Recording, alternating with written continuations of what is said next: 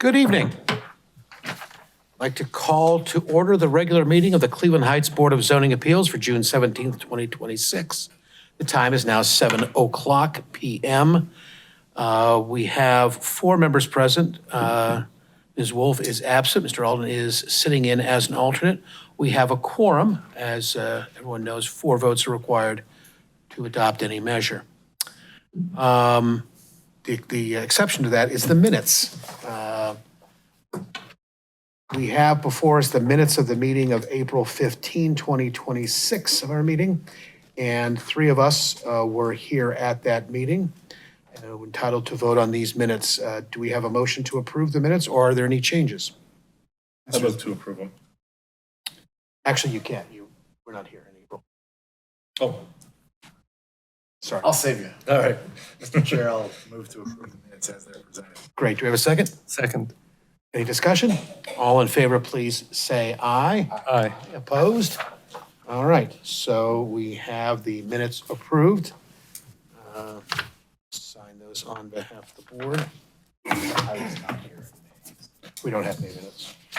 We don't have yet have May minutes. We'll have them presumably next month. All right.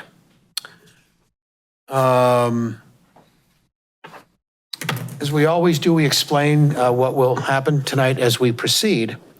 Begin by saying that the purpose and procedures for tonight's meeting are as follows. These hearings are quasi-judicial in nature, and certain formalities must be followed as if this were a court of law. Anyone who wishes to speak on a case will first be placed under oath.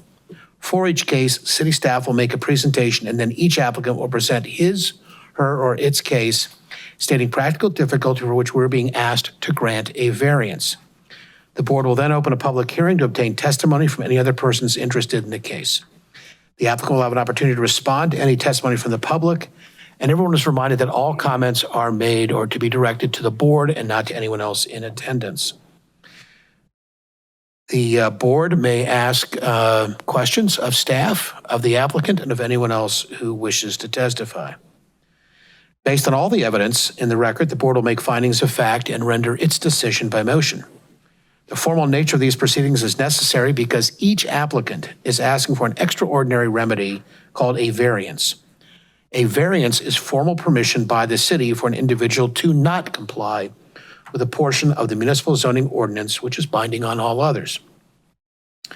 In making its decision whether to grant a standard variance, which is 3 of the 4 variances we have tonight, the board will weigh the factors set forth in zoning code section 1115.07E1, which are on the screen.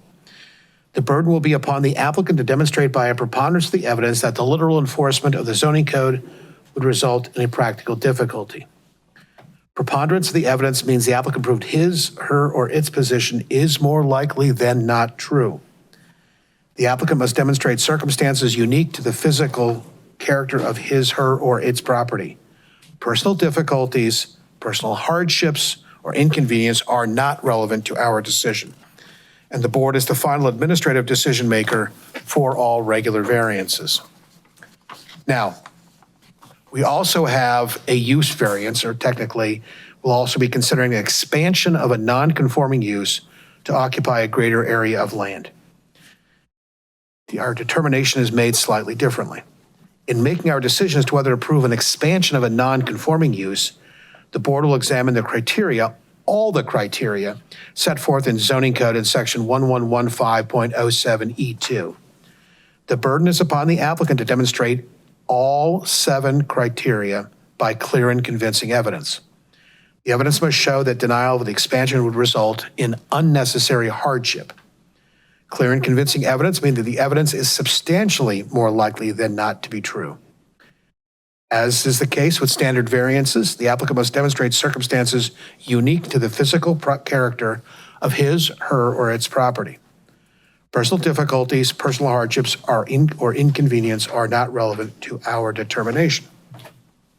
Let's proceed to the matters in front of us. I will say before we go, I will do the best with names and are perfectly amenable. I'm perfectly amenable to being corrected, so we do pronounce them correctly. A name like mine leaves me sensitive to those considerations. We'll start with calendar number 3654, the application, and here we go, J. Mashashevsky, am I close? You can correct me. At 2605 East Overlook Road in a AA single-family property, a zoning district, proposes an addition and request a variance to code section 1121.08A of the Cleveland Heights zoning code to permit the front yard to be less than 30 feet. First, anyone wishing to testify in this matter, could they stand, please, to be put under oath? Do you swear or affirm to tell the truth and nothing but the truth? I affirm. All right. Before staff begins the presentation, and unless there are any objections, I will ask that the staff report dated June 12, 2026 be entered into the record. Seeing and hearing no objections, the report is so entered. Please proceed. Thank you, Mr. Chair. This is calendar number 3654. The applicant is Jay Masajewski and at 2605 East Overlook Road in an AA single-family district, requesting the variance previously described.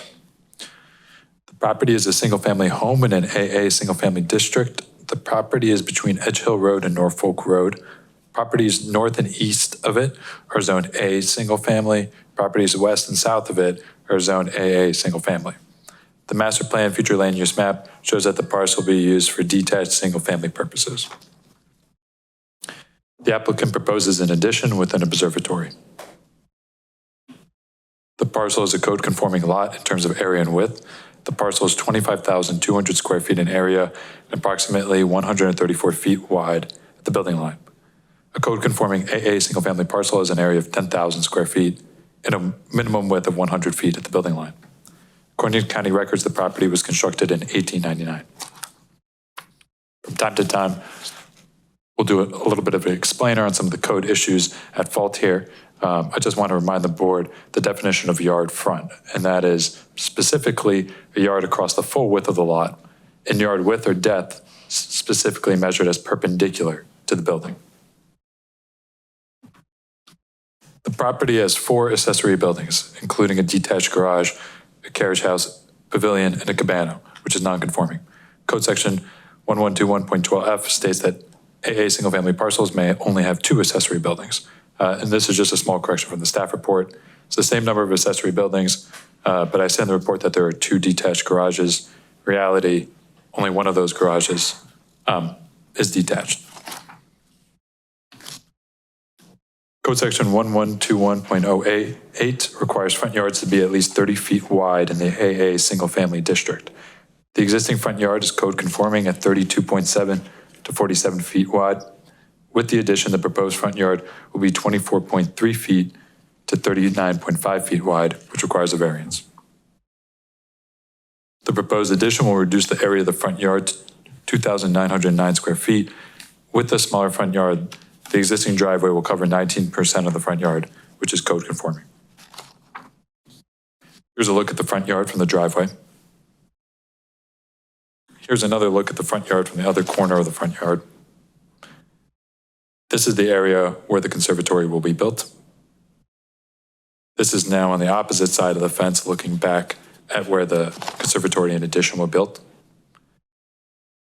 This is from the fence looking towards the side yard at the rear of the property. I've just included this for context. In it, you can see 3 of the accessory buildings that are mentioned. This photo is from the sidewalk, and you can see the curve in the road, which affects the front yard. This is from across the street looking back towards the home. I included this to show how the fence and landscaping along the property line separates and screens the applicant's property. If approved, conditions should include calendar number 3654 is granted to code section 1121.08A of the Cleveland Heights zoning code to permit the front yard to be 24.3 to 39.5 feet wide, as shown on the drawing submitted to BZA.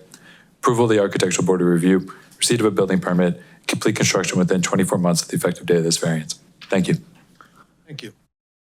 Board, are there questions of staff? Mr. Chair, Yes.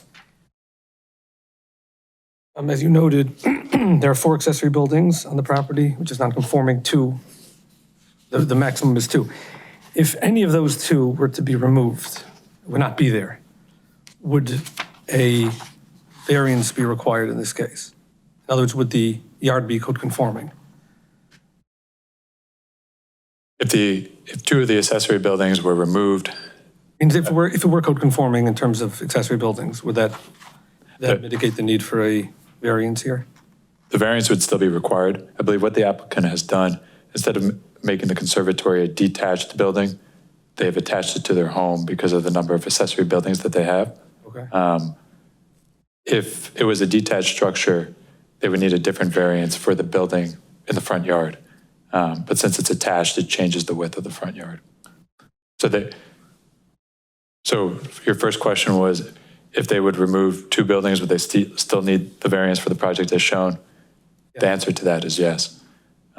If it was a detached building in that same location, it would also need a variance, a different kind of variance. Yes. I just want to make sure I'm understanding the drawing correctly. It looks like the spot in the yard where the new conservatory is going to be located, the front yard is actually still remaining more than 30 feet. Variance is only caused by the fact that there's a curvature in the road, which causes the yard to shrink, and therefore it is smaller than the code requirement. Not where the conservatory is. That's correct. So the conservatory is located more than 30 feet from the front property line. It's that upper corner where that dips below that required amount. Can I follow up with a question, please? So even if they weren't making the addition, this has been a need for a variance that pre-existed the conservatory, right? Correct. The existing home, well, the existing front yard is actually code conforming in that northern corner. What renders it non-code conforming? If you excuse me one moment. So the existing front yard, even with the curve, is 32.7 feet at that front corner. So the existing front yard is code conforming. All right, and the conservatory is what is pushing the house out into the yard? That's exactly Okay. right. Yep. Could you then show me on the drawing, is it just a little roughly triangular wedge on the top right corner? Is that That's correct. that little piece? Approximately, yep. Board, more questions? If not, if the applicant or the applicant's representative would please come to the podium and start by giving us your name and address. And if you could get to the microphone, please, because we are recording. As everyone knows, we are also videotaping, sir. Thank you for hearing us. This is my wife. We live in this house. If you could state your name and address for the record. My name is Maciejewski, and Jarosław Maciejewski. This is my wife, Cindy. We live here for 24 years, about. And so we wanted to build a structure. Oh, by the way, 2605 East Overlook Road. Thank you. Sorry. We wanted to build a structure, and as you can see, it's conforming because it's 30 feet and it's 39. So if you wish, it's non-conforming in an imaginary line. Right? And I did not measure this distance because we would have extended the imaginary line here. Maybe this house would be non-conforming, right? Because I should have, this is 47, but remember, there is here this triangle, right? I mean, if I'm not clear, please let me know. But the 20 feet there is no structure in a portion that is not conforming. So in other words, if I had longer yard, our yard would be longer. Then the house would be, because you remember, the road makes a curve. So if I extend this imaginary line somewhere in the ceiling, right, it would be again non-conforming because of the curve of the road was. So, we believe that this is a minor, we believe that this is a minor change because in front of this, and I understand the spirit of the law, we don't want houses too close to the street, but here there would be no structure, but it's non-conforming. Okay, so I don't know whether we need to comment on this additional structure because it was not the subject of the variance, right? This number of of the non-conforming structure, we added here this garage, right? But it's not, was not germane to this variance. The variance essentially asks that you allow us to build this. It's still going to be 39.6 versus, it would be non-conforming here, but it's not going to be this long. Okay? There is plenty of garden here. So, and we added this small breezeway. This is how we want it, but of course it makes it nicer because we can go in. So, if you have any other question, I don't know whether I made No, thank you. our point. It's really, we are talking about a couple of feet, the place that does not have a structure. Hey there. Board, any questions of the applicant?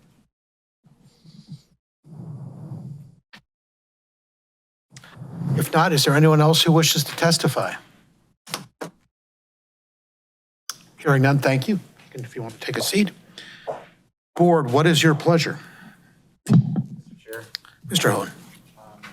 We're in calendar number 3654, James Miszewski, 2605, and I'm sorry, East Overlook Road. I move to grant the application for variance with conditions to code section 112108A, Cleveland Heights zoning code to permit the front yard to be less than 30 feet.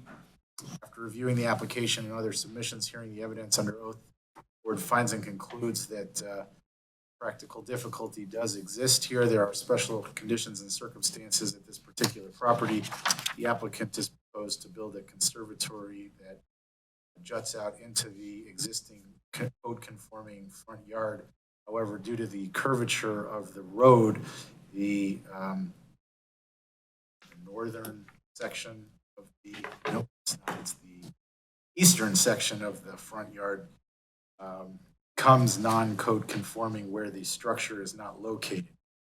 The property in question will not yield a reasonable return without the variance, as any structures built in this otherwise code conforming yard would render the yard non-code conforming.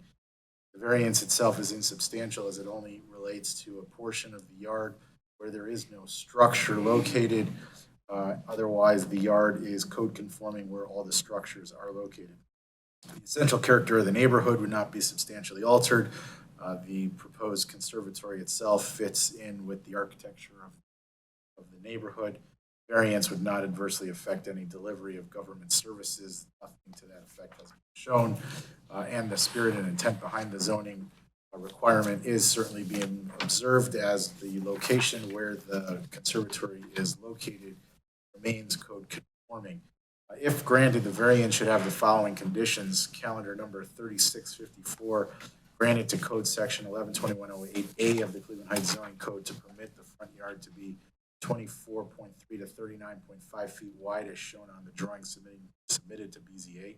2, approval of the Architectural Board of Review. Number 3, receipt of a building permit. And number 4, complete construction within 24 months of the effective date of the variance. Thank you. Do we have a second? Second? All right, seconded. I neglected to do something. If the applicant could return to the podium, please. Was an application submitted in connection with the request for the variance? Yes. And to the best of your knowledge, the contents are true? Yes. All right. Without objection, we'll have, ask that the application and the materials be included in the record. And seeing and hearing no objection, they are so ordered. Thank you. Thank you very much. We have a complete record. Any discussion? If not, all in favor, please say aye. Aye. Any opposed? Motion carries 4-0. We have sufficient votes. The variance is granted. Best of luck. All right. Now come to calendar number 3655. The application of L. Freebairn at 2458 Queenston Road, located in an A single-family district, proposing a garage and requesting variance to code section 1121.12G of the Cleveland Heights zoning code to permit the garage to be taller than 15 feet. Would all of those wishing to testify in this matter please stand to be sworn? Do you swear or affirm to tell the truth and nothing but the truth? I affirm. Just, I will note again that if one is not sworn in, one is not able to testify or speak on matters, so we don't limit the number of people who can be sworn. All right, before we begin the staff presentation, I'd ask that the staff report dated June 12, 2026 be entered into the record. Seeing and hearing no objections, the report is so entered. Please proceed. Thank you, Mr. Chair. This is calendar number 3655. The applicant is L. Freebairn. The address is 2458 Queenston Road in an A single-family district, requesting the one variance previously described. The property is a single-family home. The property is between East Scarborough Road and Fairmount Boulevard. Excuse, can I interrupt? If any discussions can please be held outside of the room, thank you. Please proceed. Thank you. All properties immediately around it are zoned A single-family. The master plan future land use map shows that the parcel will be used for detached single-family purposes. The applicant proposes a garage with a second-floor living space. The parcel is a code-conforming lot in terms of area and width. The parcel is 11,500 square feet in area, 50 feet wide. A code-conforming parcel has an area of 7,500 square feet and a width of 50 feet at the building line. According to county records, the home was constructed in 1925. The proposed garage includes a living space on the second floor.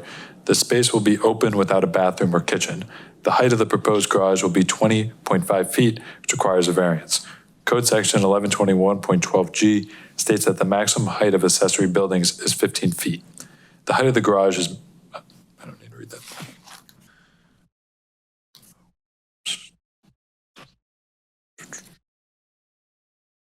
Sorry. The garage follows the setback requirements for pool houses, other similar buildings, because it includes living space. The proposed garage is 5 feet from the side property line, which is code conforming. The proposed garage is 640 square feet in a code conforming size in terms of rear yard coverage, the maximum floor area for private parking permitted at the site. The proposed garage provides 2 enclosed off-street parking spaces, which is also code conforming. Now, I already showed this slide, but I wanted to specifically talk about the windows. So there will be one set of windows on the rear elevation, which is shown on the left-hand side, and 2 sliding doors on the front elevation. On each of the side elevations, there will be no windows. Here's a look at the front of the existing garage. Here's a look at the back of the existing garage. One thing that you'll see in this photo is that the property slopes a few feet down from the rear of the existing garage. Here's a photo again of the rear yard taken from the back, from around the back of the existing garage. Again, you can see the slope of the yard. This photo is of the neighboring backyard for context. This is further back from where the garage will be located. But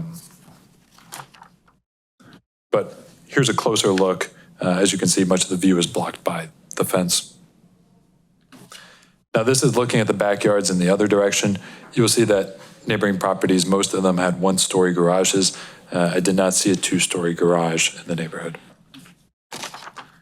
If approved, conditions should include calendar number 3655 is granted to code section 1121.08B to permit the garage to be 20.5 feet as shown on the drawing submitted to BZA. Approval of the Architectural Board of Review, receipt of a building permit, and complete construction within 24 months of the effective date of this variance.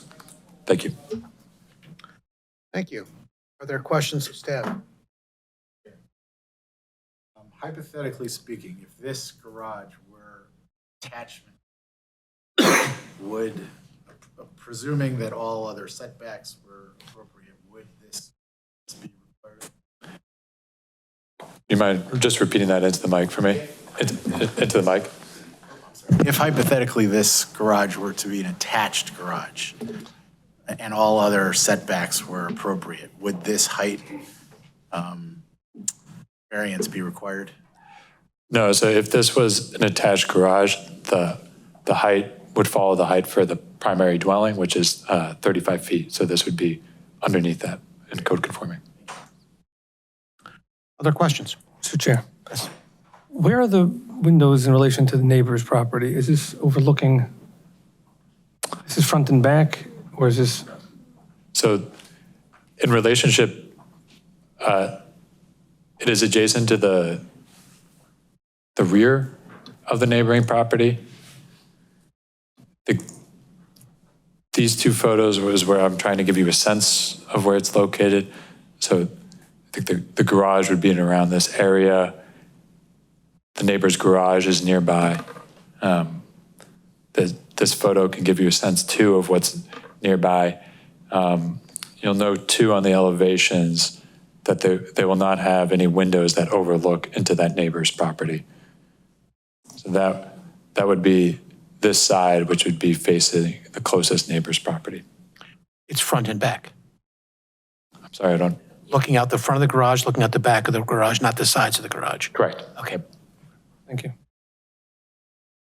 Other questions?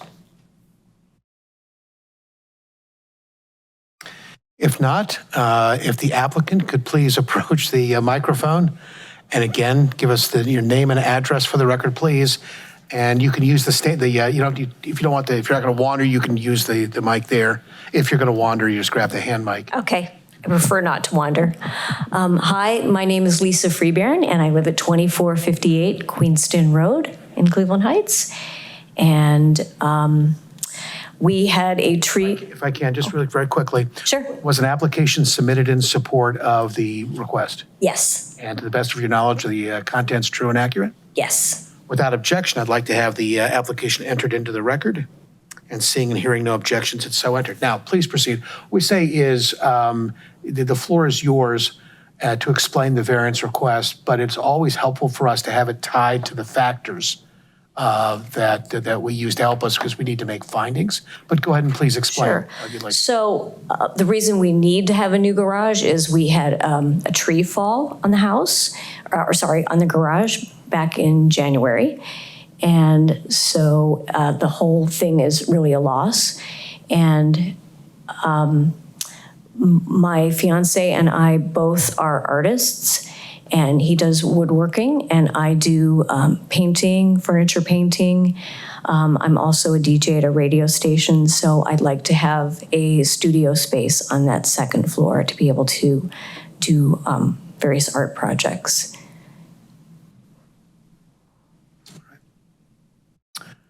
Board, questions of the applicant?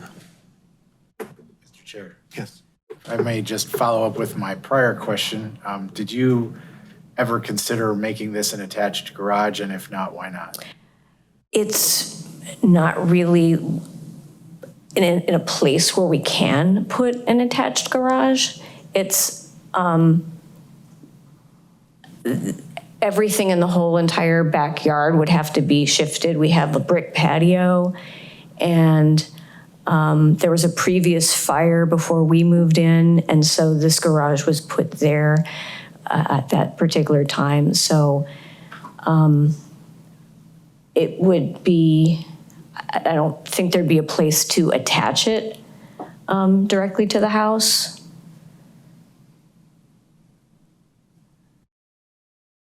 I don't know if that's really answering it. I appreciate it, thank you. Other questions? Mr. Chair, so the stairway to get from the ground floor to the second floor is going to be interior? It's inside the garage? Yes, Okay. That's what I thought from looking at the plans, but I just wanted to be sure. yeah. Other questions of the applicant?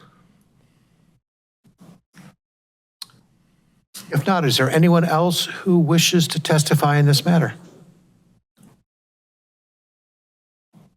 If not, we will close the public hearing. Board, do you have a pleasure? Mr. Chairman, make a motion to, on calendar number 3655 to grant the variance. Regarding calendar number 3655 for L. Freebairn 2458 Queenston Road, I move to grant the application for a variance with conditions to code section 1121.12G of the Cleveland Heights zoning code to permit the garage to be taller than 15 feet. After reviewing the application and other submissions, hearing the evidence under oath, the board finds and concludes that the variance is insubstantial and is the minimum necessary to make possible the reasonable use of the land structure as demonstrated by the fact that the new garage is going to be 19 feet 6 inches in height and only 5 feet greater than the code requirements.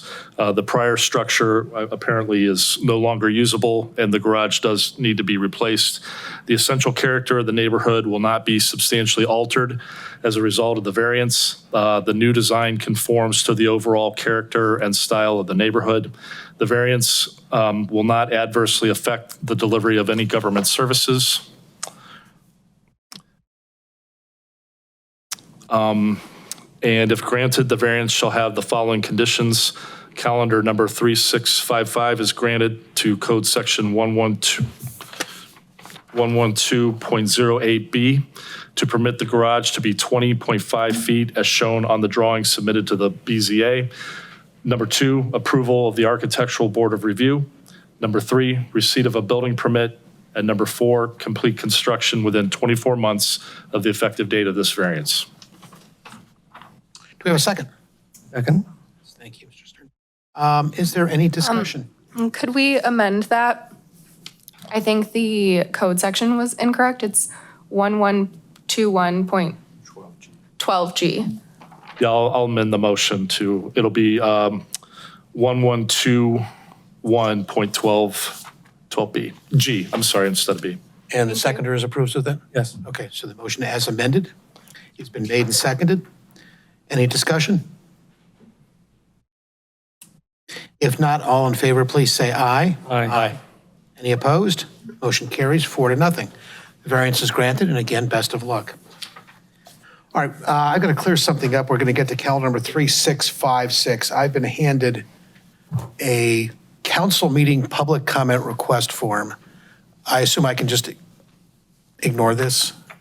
Yeah, they can just do public comment. Right. And I'll note that it says there's a 3-minute limit. This board has not adopted such a rule. As much as we appreciate brevity and specificity, I don't think we have imposed time rules. We'll simply roll our eyes at some point. I'm kidding. All right. Let's call then calendar number 3656, the application of M&Z Mandel at 3672 Berkeley Road in an A single-family district, proposing an addition and request variance to the following sections of the Cleveland Heights zoning code. Code section 1121.08C to permit the rear yard to be less than 30 feet. And B, code section 1121.12D3 to permit rear yard coverage for pavement related to parking to be greater than 30%. Would all those wishing to testify in this matter please stand to be sworn? Do you swear or affirm to tell the truth and nothing but the truth? I do. I'll note, this is the first variance request we have that has multiple sections. That is, there's 2 separate variances needed. I always leave it to the board's preference. After we'll take the evidence in together. Then it'll be the board's preference as whether we split those out into 2 motions or we take them together, and that we'll see when we get there. All right, before we begin the staff presentation on this matter, I would like to I ask the staff report dated June 12, 2026 be entered into the record.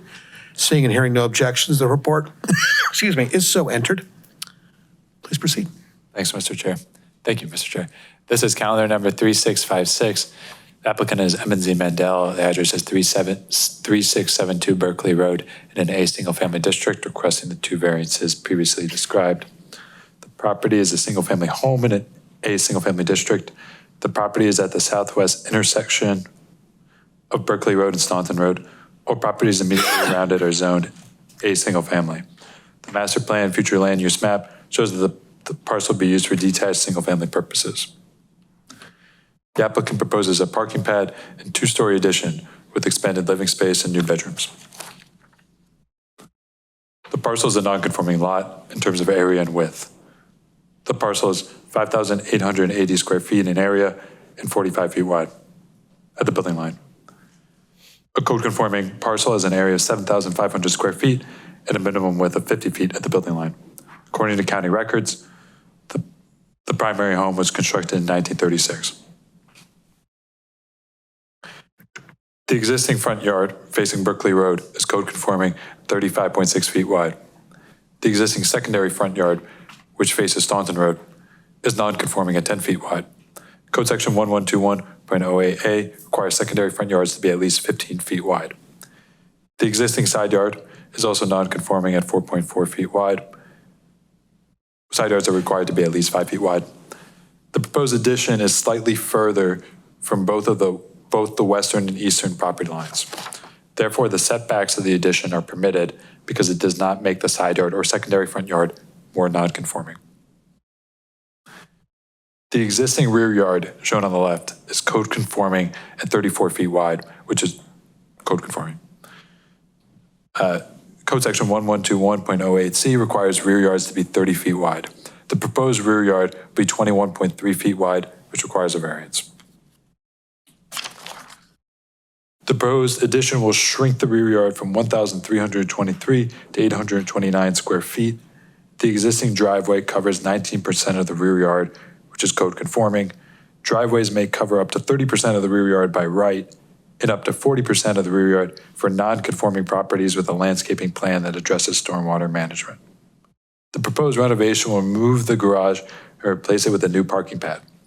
The proposed driveway and parking pad will cover 66% of the rear yard, which requires a variance.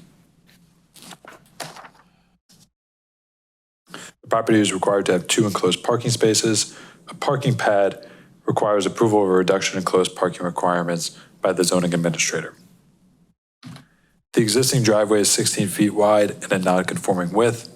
Driveways are permitted to be 12 feet at the curb for detached garages. Setbacks for the parking pad are code conforming at 4.5 and 4.8 feet from the side and rear property line, respectively. Here's a look at the property from the front. In it, you can see the existing non-conforming secondary front yard. Here's a photo of the area expansion from the side of the house. This again is another perspective on where the expansion will occur. The deck here is around where the new addition will end. This is the garage that will be demolished and replaced with a parking pad. This photo was actually taken from on top of that deck, looking into neighboring properties for context. One thing that you can see from the photo is that the immediate neighbors all have detached garages. If approved, conditions should include calendar number 3656 is granted to code section 1121.08C to permit the rear yard to be 21.3 feet, shown on the drawing submitted to BZA dated June 9, 2026. In code section 1121.12D3 to permit the rear yard coverage for pavement related to parking to be 66%, shown on the drawing submitted to BZA dated June 9, 2026. Approval of reduction in enclosed parking requirements by the zoning administrator for 2 unenclosed parking spots. Approval of the Architectural Board of Review. Receipt of a building permit and complete construction within 24 months, effective date of this variance. Thank you. Are there questions? Mr. Chair, No.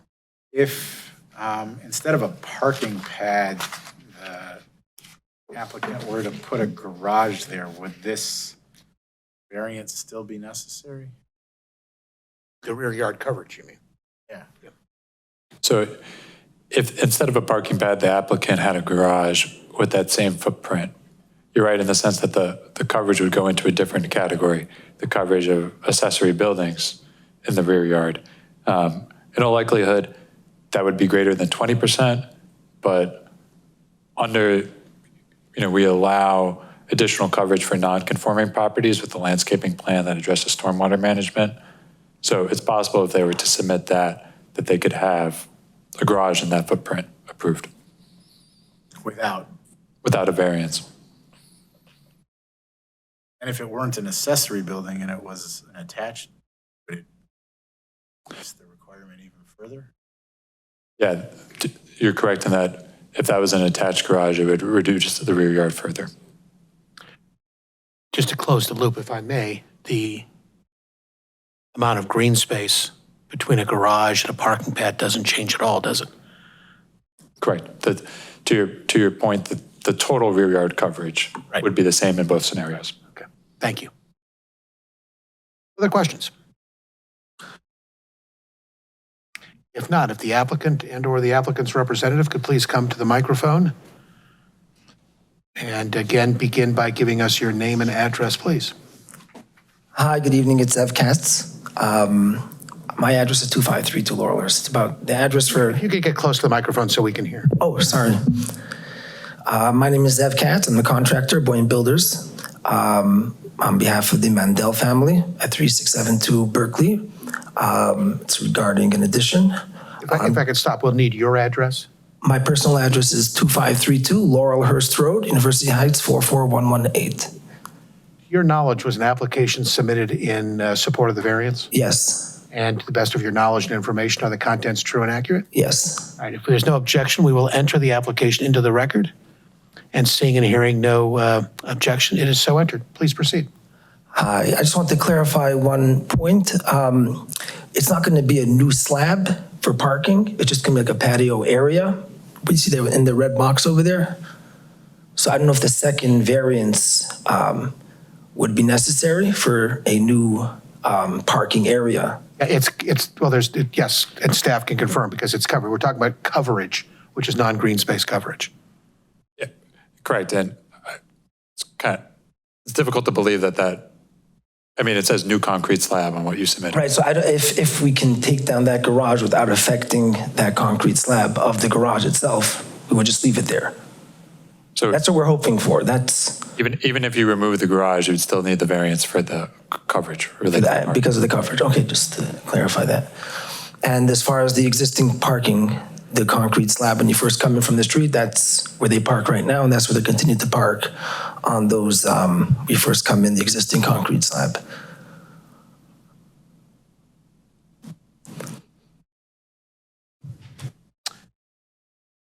All right.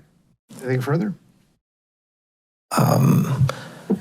Just for the record, the neighbor next door, there's a garage right there. There's bushes. Grab this mic here. Thank you. Right along here are bushes for privacy. I know it was mentioned of concern coming into the driveway with lights. These are all very high, deep bushes right here. So you don't have to worry about the lights flashing into the neighbor over here on Staunton. And this is the street, so obviously no other neighbor right here. And then their garage is right here beside where the patio is going to be. So that would be blocking. There's no have to worry about privacy to this area from the neighbor's backyard because this is their garage right here. It's right up against the property line.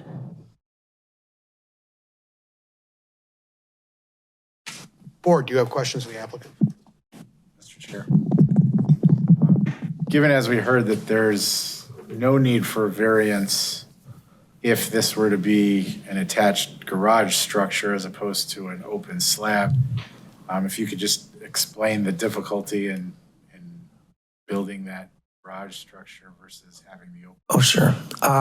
If it's possible, just go back to the photo where the actual picture of the home is showing the deck. Like right here. Okay, grab this mic here. Yeah, perfect. So right now, this is like where they have the deck to play outside in that. The addition would go up until here. So that means they wouldn't have where to play. So that's the point of taking down this garage. So this would be the, in place of the patio to have, in place of the deck, sorry, to have the patio here. So if you keep the garage here, the addition goes up till here or attach it, there wouldn't be anywhere for the kids to play. Space to like outside space. So it's more like yard space. That's the point of taking it down. Kids need some fresh air. Thank you. Other questions? Mr. Chair, Yes. can you go back to the other picture of the side of the home? I just want to visualize, right. Can you just show me precisely where it's going to be squared off? Sure. From here, this corner here. We're not going any further past the this indent right here, so this is going to be squared off. And just to understand the difference between this might be more for staff, was the rear yard versus the side yard and then a secondary front yard. So what area is considered the rear yard versus the side yard? And how is that determined? I may go to the site plan.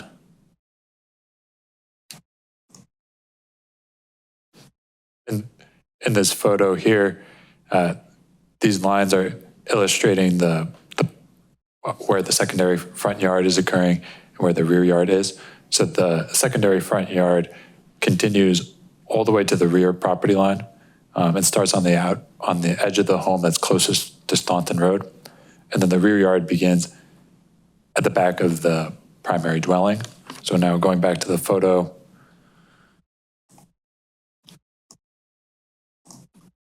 this space here going all the way off the screen would be in the secondary front yard, and then the rear yard would be this area around where the garage is. I don't know if that answered the question. If it were not a corner property, we didn't have a secondary front yard, we just had front, side, back, the backyard would now include along Staunton Road, what is now Staunton Road, correct? It would be a larger area considered a rear yard. Right, so if we imagine Staunton Road as a side property line, it's not a corner lot, that rear yard would extend all the way across, like you said, to the side property line. And the coverage percentages would be correspondingly lower. You've got more area, it's green, and so the amount that's covered would be a smaller proportion. In all likelihood, yes. Okay, so right now what's included in the rear yard is that it's just the grass area that is what we're including in the rear yard? In the current rear yard, Current, yeah. so the current rear yard would include this bit of lawn space Okay, where those toys are. Got it. It would also include the portion of the driveway here and then the garage. and the garage. And the garage. All of those are located in what's currently the rear yard.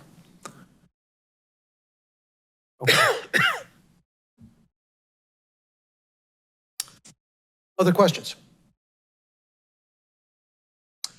If not, is there anyone else here who would like to testify?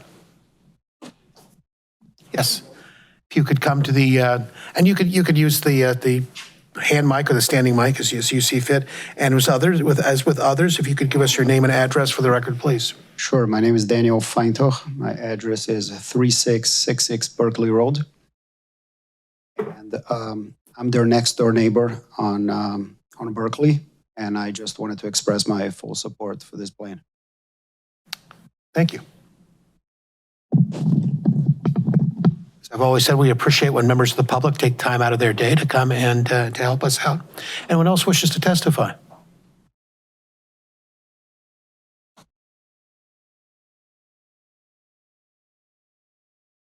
Excuse me, ma'am, did you swear under oath? Yes, I do. Yes. Okay, great, thank you. My name is Zelda Mendel, and I live in 3672 Berkeley Road. We've been blessed with 12 children, and we've also been blessed to live in Cleveland Heights. And we're really trying to have this extension so we could keep both of those, be able to accommodate our family, and still be able to stay in this community that we really love. And we just feel like in order to be able to accomplish that and give ourselves the space that we need in the house, and also be able to have some space for outdoors, we would need to remove that garage and take up the space that we're asking for. Thank you. Thank you. Is there anyone else?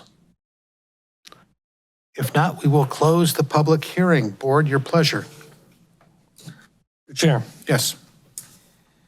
regarding calendar number 3656, M&Z Mendel, 3672 Berkeley Road, I move to grant the application for variance with conditions to the following sections of the Cleveland Heights zoning code, and I'll include both in this motion. Code section 1121.08C to permit the rear yard to be less than 30 feet, and code section 1121.12D3 to permit the rear yard coverage for pavement related to parking to be greater than 30%.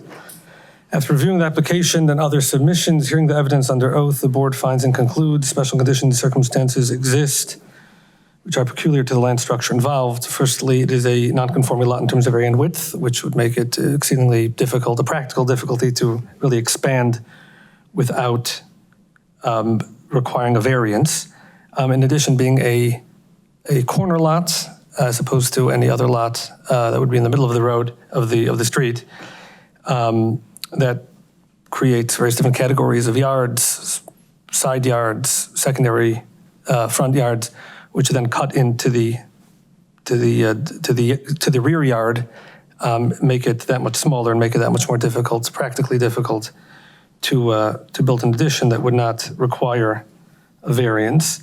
The essential character of the neighborhood would not substantially be altered as a result of the variance. There are many homes in the area that have put on additions that take up large percentages of the yard because of irregularities. This would not stand out in any way. The variance would not adversely affect the delivery of government services. There's no reason to assume otherwise. In addition, I would add, as a neighbor testified here tonight, there is, at least from what we can hear, support from the neighbors. The applicant's predicament feasibly cannot be resolved through a method other than a variance. There really is no other way to add onto the home without cutting into that rear yard and reducing it to make it non-code conforming. If granted, the variance shall have the following conditions. Calendar number 3656 is granted. Code section 1121.08C to permit the rear yard to be 21.3 feet as shown on the drawing submitted to BZA dated June 9th, 2026. And code section 1121.12D3 to permit the rear yard coverage for pavement related to parking to be 66% as shown on the drawing submitted to BZA dated June 9th, 2026. Number 2, approval of a reduction includes parking requirements by the zoning administrator for 2 unenclosed parking spots. 3, approval of the architectural board of review. 4, receipt of a building permit. And 5, complete construction within 24 months of the effective date of this variance. Thank you. Do we have a second? I'll second. Thank you, Mr. Hohen. Do we have discussion? All right. Hearing none, all in favor, please say aye. Aye. Any opposed? Motion carries 4-0. Variance is granted. Good luck. Thank you very much. I apologize for the conversation before. No worries. All right, we have one more matter. We're going to call calendar number 3657, the application of R. Mistovich at 2956 Washington Boulevard, located in an A single-family district, proposing an addition to an existing carriage house, requesting approval to expand the non-conforming use per code section 1173.01A of the Cleveland Heights zoning code. I'm going to I apologize for this, but could you please put up the standards for the expansion of a non-conforming use, please? I'd like the board to see those. All right. Thank you. Now, again, I'll note that while we have factors in a typical variance, while we have factors to weigh against each other, our city council and our zoning code has set a different burden and a different set of requirements on this board. And to grant and to approve an expansion of a non-conforming use, we need to find by clear and convincing evidence that each and every one of A through G are supported by evidence in the record. And the absence of any one of those, our council has instructed us, the only choice we have is to say no to the expansion of the non-conforming use. I'm not saying we're predetermined, there's no thumb on the scale, that's simply what the scale looks like. And so as we proceed, it is helpful to the board, in fact, in this case, necessary for our consideration, that the record address each of these factors. And so we'll do our best as a board to tease those out, but everything anyone who presents to us can do to put in context of those factors would be quite helpful to us. All right, anyone wishing to be heard in this matter, please stand to be sworn. Do you swear or affirm to tell the truth and nothing but the truth? I do. All right, great. Before staff begins his presentation, I would ask that the staff report dated June 12, 2026 be entered into the record. And seeing and hearing no objections, the report is so entered. Please proceed. Thank you, Mr. Chair. This is calendar number 3657. The applicant is R. Mistovich. The address is 2956 Washington Boulevard in an A single-family district. As previously mentioned, the request is to have an addition to an existing carriage house, and they're requesting approval to expand the non-conforming use. The property is a single-family home in an A single-family district. The property is on the southern side of Washington Boulevard and Yorkshire Road intersection. Properties south of 2956 Washington Boulevard are Zone B, 2-family. All other residential properties immediately around it are Zone A, single-family. The master plan future land use map shows that the parcel will be used for detached, single-family purposes.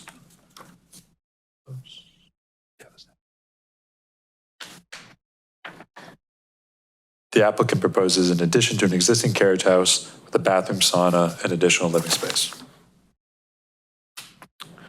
The parcel is a code-conforming lot in terms of area and width. The parcel is 32,264 square feet in area and 100 feet wide. A code-conforming A single-family parcel has an area of 7,500 square feet and a width of 50 feet at the building line. According to county records, the primary dwelling was constructed in 1912. Just to remind everyone, carriage houses are not a permitted accessory use in the single-family district. And a building devoted to a non-conforming use in our non-conforming code section says that it shall not be extended, reconstructed, or structurally altered. Also remind the board that you do have the power to expand or extend non-conforming uses. As Mr.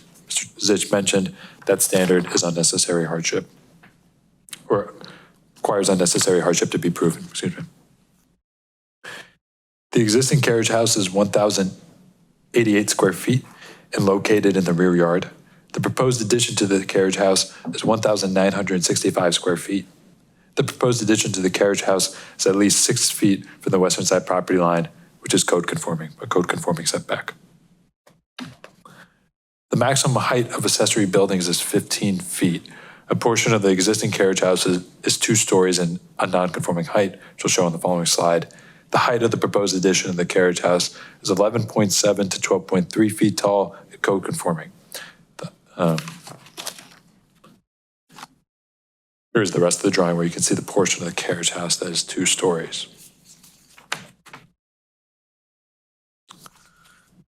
The rear yard of 2956 Washington Boulevard is 22,231 square feet. The carriage house with the addition will cover 14% of the rear yard, which is code conforming and below the maximum of 20% for accessory buildings. As you go down the driveway of the property, the existing carriage house becomes visible. I'm going to just show a few photos now going around the existing carriage house. This is from the side. And this photo shows the entry. This photo shows the area of expansion. On the right-hand side is the edge of the carriage house. Here's a look at the neighboring property near the area of expansion for context. I just wanted to point out this building on one of the neighboring properties from my research. This is an accessory living space and not a pre-existing carriage house, but still speaks to the character of the neighborhood.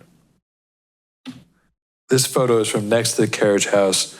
It gives you a sense of its scale versus the primary dwelling. This photo is now looking back towards the rear of the property and gives you a sense of the yard around the existing carriage house. Full criteria for an unnecessary hardship are demonstrated by clear and convincing evidence. The board can approve the expansion of the carriage house pursuant to section 1173.018. If approved, conditions should include calendar number 3657 is granted per code section 1173.01A to permit the expansion of the non-conforming carriage house shown on the drawing submitted to BZA dated June 5th, 2026, approval of the Architectural Board of Review, receipt of a building permit, and complete construction within 24 months of the effective date of this variance. Thank you, Mr. Chair. Thank you. Do we have questions of the board? Board, do you have questions of the staff? Mr. Chair. Yes. And this is probably for legal. When considering the factors of the non-conforming use, are we permitted to consider the existing non-conforming use that's already there? No. So it's as if there's nothing there and it's a completely new structure? Because this is a variance for this particular issue, the other situations that may require a variance would need to be considered under their own issue that's brought up, correct? Yeah. So can he consider? The fact that it's already a non-conforming use when we're considering the Well, that's kind of the whole point of the Right. it being a Do we use have to, variance. can we consider the fact that it's already a non-conforming use in making our determination? Or do we look at this as if the entire thing is not there and it's a conforming use and now we're considering a non-conforming use? So Because it's, we have to consider any of the permitted uses in the zoning district, for instance. so the. So it's not permitted already. Yeah, so this is, it's held to a higher standard, which is the difference between like a typical variance and a use variance. So you have to consider it under the clear and convincing evidence standard. So you have to find that it's substantially impractical for them to construct it in a way that would be conforming, or construct upon the use to be conforming. Let me try it this way. I believe, and tell me if I'm right, that we have to consider it de novo. That is, because the existing non-conforming use is grandfathered in, but when you alter it, the grandfather goes away. The grandfather is now deceased, right? So we are considering it de novo, anew, which is part of the burden. Yes. Am I correct in that? Yes, thank you. Other questions? Yes, question.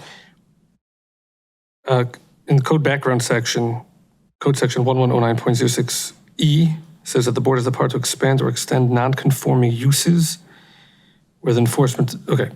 To expand or extend a non-conforming use, and this is a case where we have a structure and the applicant wants to expand or alter the structure that maybe houses a non-conforming use, not the actual use itself. No, I'm sorry, it is the use. The carriage house itself is a use, not what goes on inside the carriage house. It's used as an accessory structure.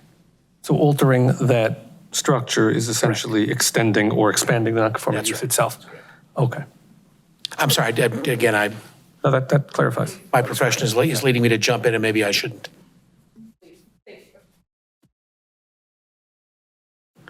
Other questions? All right, if the applicant or the applicant's representative would come to the microphone, and again, state your name and address for the record, and please help us out and explain where you see My name is, excuse me. hardship. My name is Paul Hagman. My personal address is 2246 Oran Drive in Youngstown, Ohio, and I'm here as the architect for the owners. I think a little bit of background may be helpful in this case, and I will try to keep it under 3 minutes. No, I don't want to get the eye roll, and I know that. No, ignore the 3 minutes. You're the applicant. I'm kidding. Help us out, again. Of course. We have a complete record. So it's important to note that about 2 years ago, we had submitted the same project with a slightly different design to the ABR. Received approval, we were getting ready to build, and the owners at that point paused because, let me grab this. The plan at that time, so now for orientation, the existing carriage house is here. We've got the new addition that we're discussing today. At that time, we looked at putting the pool house, which is the new addition, over in this corner of the lot. That didn't require BZA variance because under the existing code, a second accessory building is permitted. And it did get approved by ABR.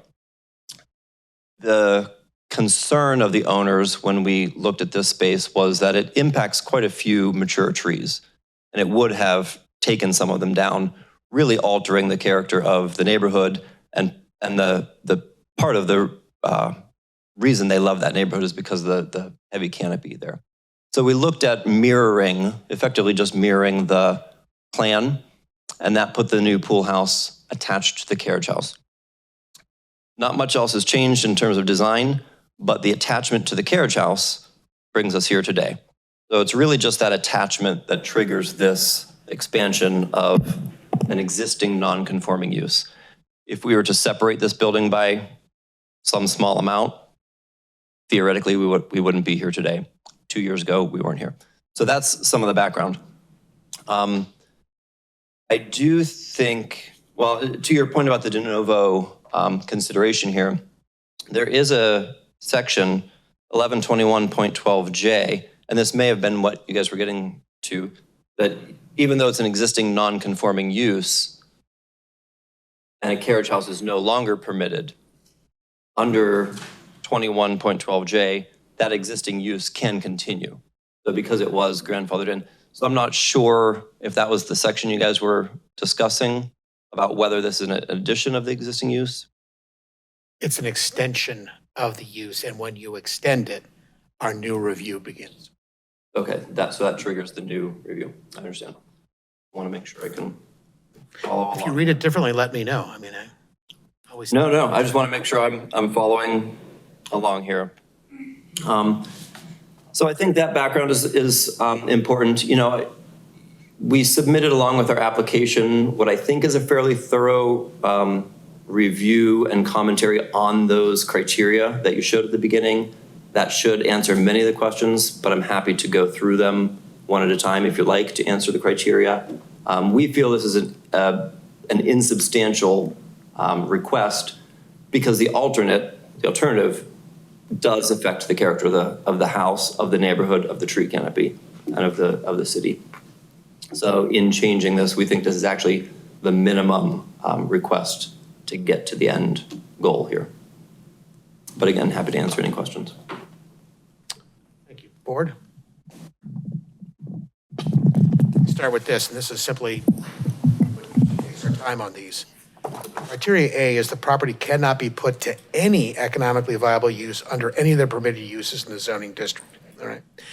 Is there anything that makes this house unsaleable in its current configuration? Can you still market this property?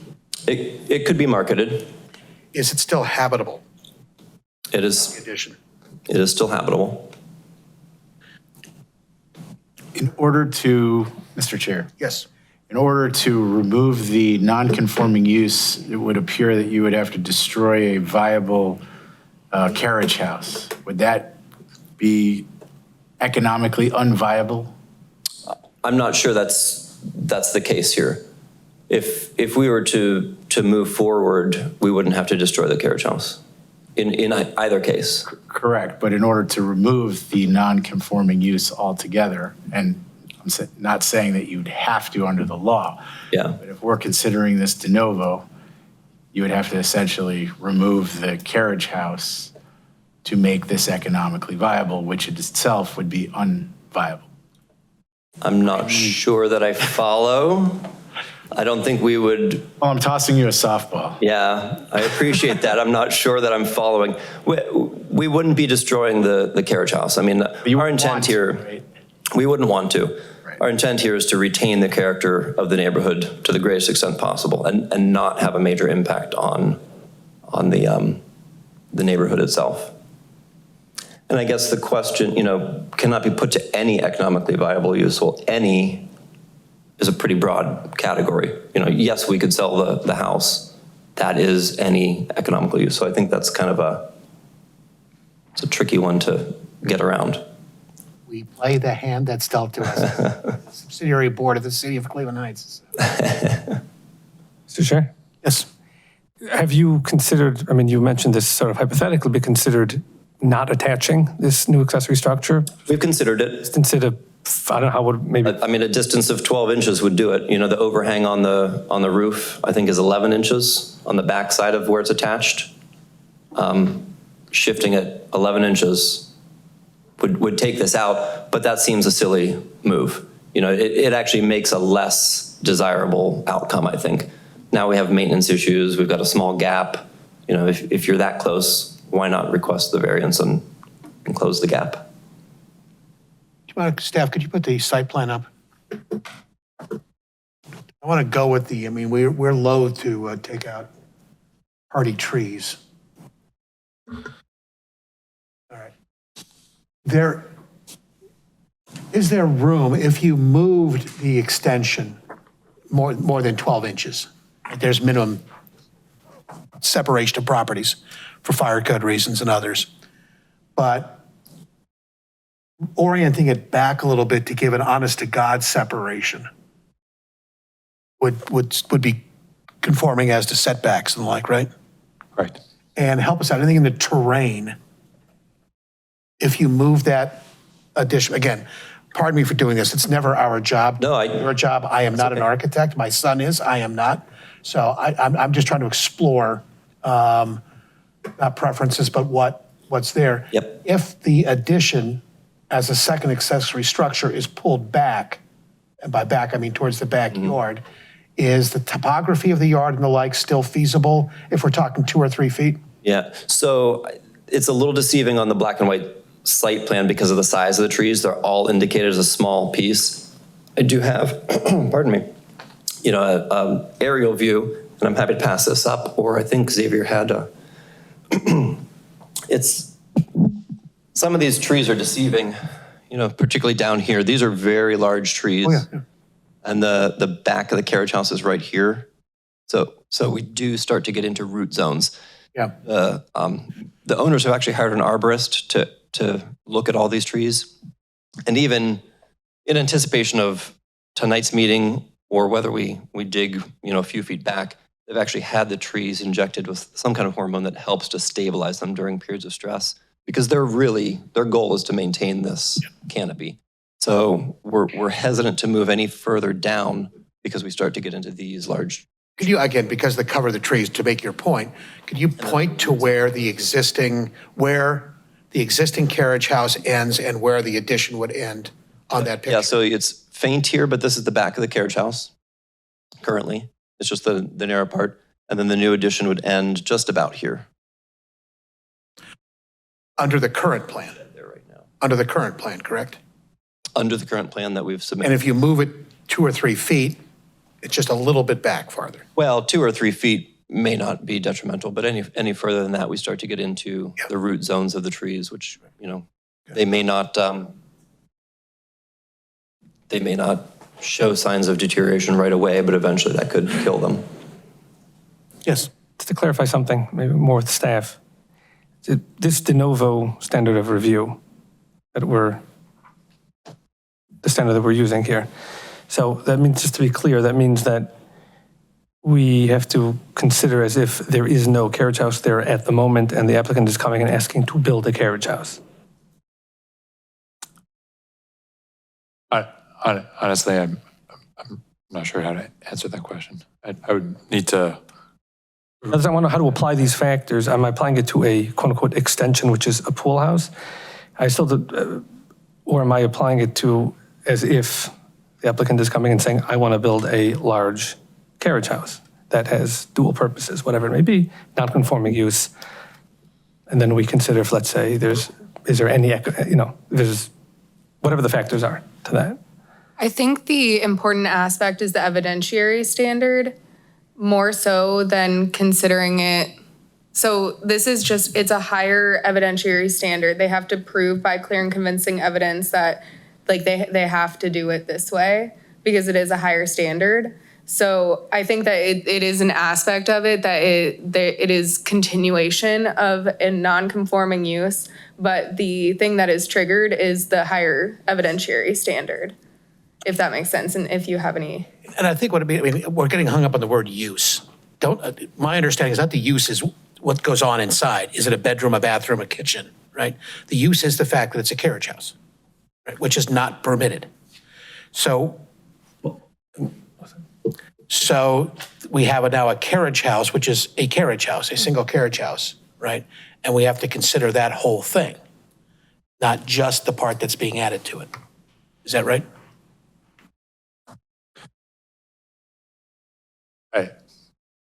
I believe so. I'm sorry. I'm Okay. not confident. Thank you for that. That's kind of what I'm going over in my head too, and then that's that passage that I looked at, because it is permitted. It wouldn't be permitted to be built again, but the carriage house is. So in the section that you talk about, underneath it says alterations to the carriage house shall be subject to the regulations of section 117301 A and B. And that was what I put up at the front. Yeah. Where it talks about that a building devoted to a non-conforming use shall not be extended, reconstructed, or structurally altered. So that this says that you can continue to use your carriage house as a dwelling. You don't need to stop renting it next week. But if you want to expand it, you need to get permission from the board. Yeah. I don't want to mix that up. Does that help? Not clear to me if I'm applying the factors to the extension or to the entire structure. In other words, for example, let's go back to the first, if you could put up the factors again, just let's,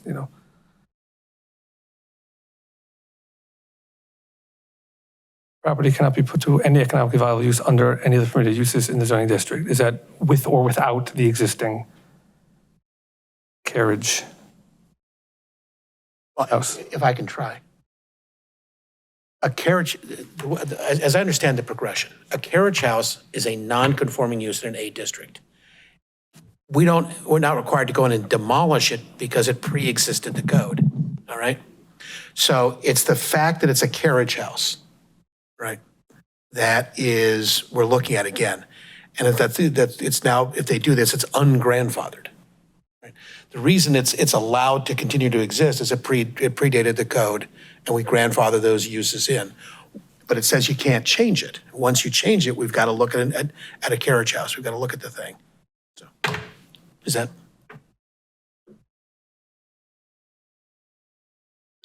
While we're pondering, let me ask a question so I'm right. We're going from roughly 1,000 square feet to just under 3,000 square feet. That's correct. So we're roughly tripling the size of the carriage house. Right. Well, I mean, in footprint, do consider that the existing carriage house is 2 stories. So square footage wise, we're roughly doubling. Doubling it, maybe? Yeah. Okay. We'll do square footage and say we're roughly doubling it. Okay. Other questions? By the way, thank you very much. Your presentation is quite helpful. Oh, of course. Other questions?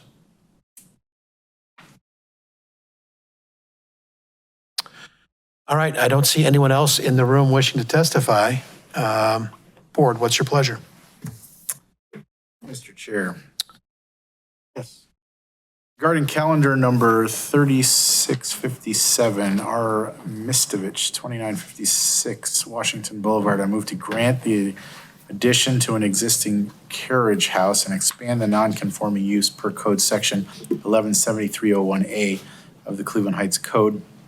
After reviewing the application and other submissions, hearing the evidence under oath, board finds and concludes, A, the property cannot be put to any economically viable use under any of the permitted uses in the zoning district as evidenced by the fact that, number one, the property itself is economically viable because of the fact that there is a carriage house there and it would not be economically viable if the carriage house would not remain. And the addition to the carriage house would be a welcome addition and other options for creating this structure on this property would cause tree conservation issues, and therefore the only economically viable way to cause this structure to be made on the property would be in the way that the applicant has presented it before the board today.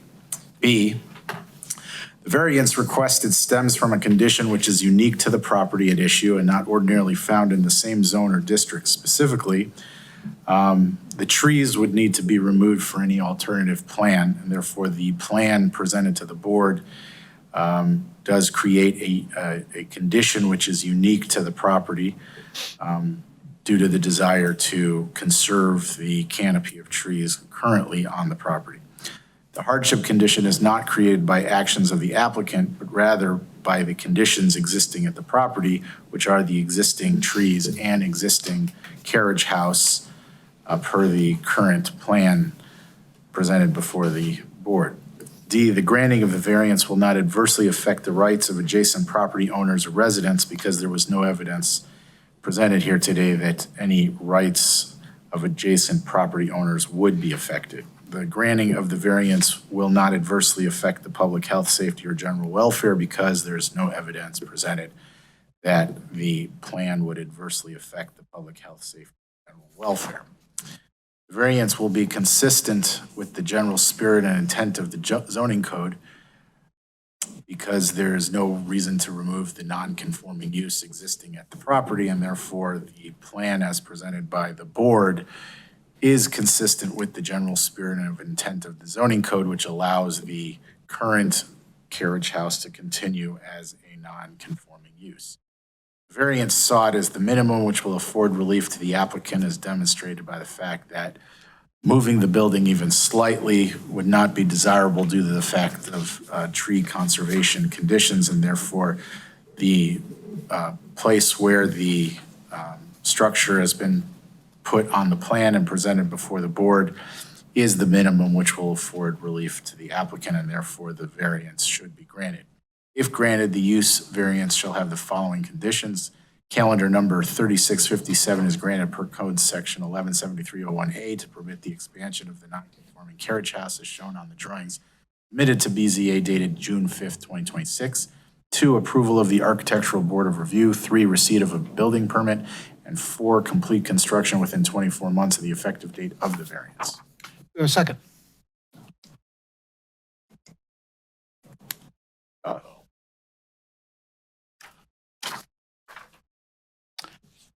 Well, the motion fails in the absence of a second. Hold on one second. Am I correct that it takes, because we're down a member, to vote yes or no, a vote would require to be unanimous, correct? All right. Yes.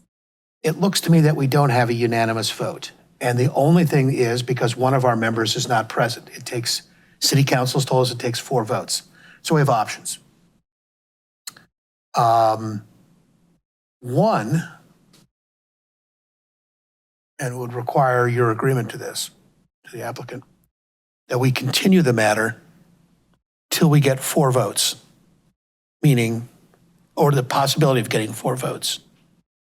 Because as I said, it looks unlikely we have unanimity in favor of the motion. We could allow it to continue and to fail. I'd have concerns about, not having 4 votes in the negative. So I'm wondering if the best course of action would be to continue this to the next meeting. And the other advantage is applicants have found it, and I'm sure you found it already, the staff is incredibly helpful to work with. And it is precedented that a matter that required our granting of a variance, if the plans change, no longer requires our approval, and we don't take affront at that. That's no problem. We're here to do our job, but we're here to serve the citizens of this city. And so, whatever might happen in the ensuing month, again, we don't micromanage. We are not the ABR. We do not micromanage your job or the applicant's preferences, but we are, you have to do what the city council tells us. So I don't know if the applicant would be amenable to a continuance as opposed to reading the tea leaves here and doing some odds. I mean, I would agree that we should seek a continuation.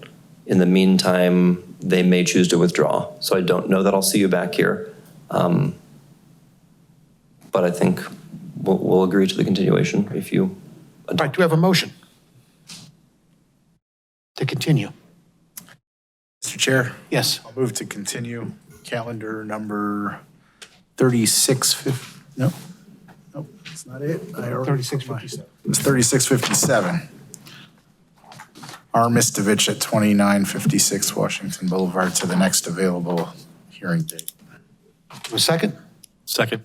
Any discussion? All in favor, please say aye. Aye. Aye. Any opposed? That motion has 4 votes. We have a continuance. Thank you for your patience. Thank you for the helpful presentation. Thank you.